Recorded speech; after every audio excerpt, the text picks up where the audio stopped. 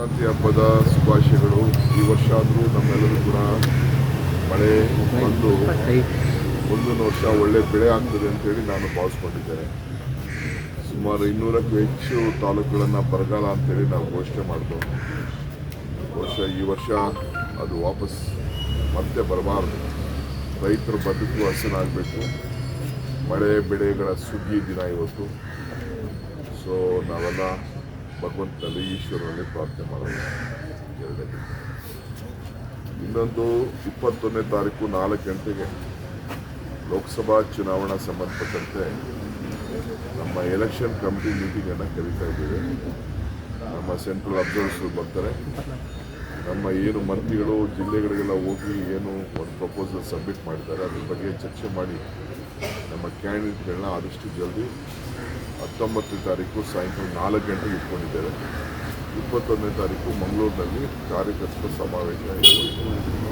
19-4ನೇ ತಾರೀಕು ಕಾಂಗ್ರೆಸ್ ಕಚೇರಿಯಲ್ಲಿ ನಮ್ಮ ಇಂದಿರಾ ಭವನದಲ್ಲಿ ಆ ಸಭೆಯನ್ನು ಎಲೆಕ್ಷನ್ ಕಮಿಟಿ ಮೆಂಬರ್ಸ್ ಯಾರು ಹಿಂದೆ ನಾವು ನಾಮಿನೇಟ್ ಮಾಡಿದ್ವಿ ಅವ್ರದ್ದು ಮೀಟಿಂಗನ್ನು ನಮ್ಮ ಪಾರ್ಲಿಮೆಂಟ್ ಕ್ಯಾಂಡಿಡೇಟ್ ಫೈನಲೈಸ್ ಮಾಡೋಕ್ಕೆ ಇಟ್ಕೊಂಡಿದ್ದೇವೆ.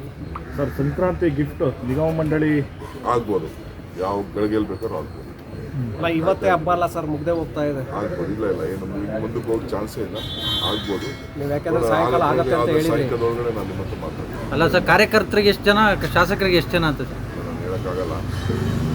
ಎಲ್ಲರಿಗೂ ಯಾರ್ಯಾರಿಗೆ ನಾವೇನು ಎಲೆಕ್ಷನ್ ಟೈಮಲ್ಲಿ ಮಾತು ಕೊಟ್ಟಿದ್ದೋ ಅದನ್ನೆಲ್ಲ ನಾವು ನಡೆಸ್ತೀವಿ.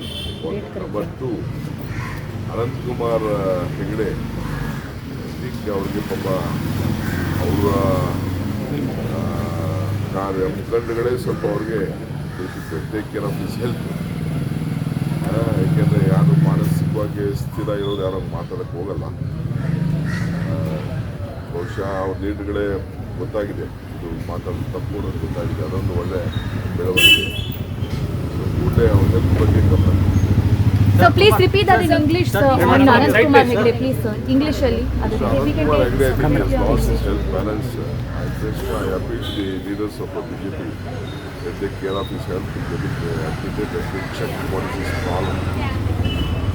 The problem with his health.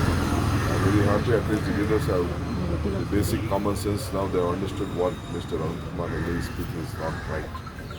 Sir, on 21st January you have 21st January. On 21st, we have a workers' convention at Mangalore where Mr. Our ASM President is going to participate. He has given the date. On 19th, we have an election committee meeting at Bangalore. In Indira Bhavan Congress office. We'll have and we'll finalize the candidate. First round of discussion will be held on 19th of April.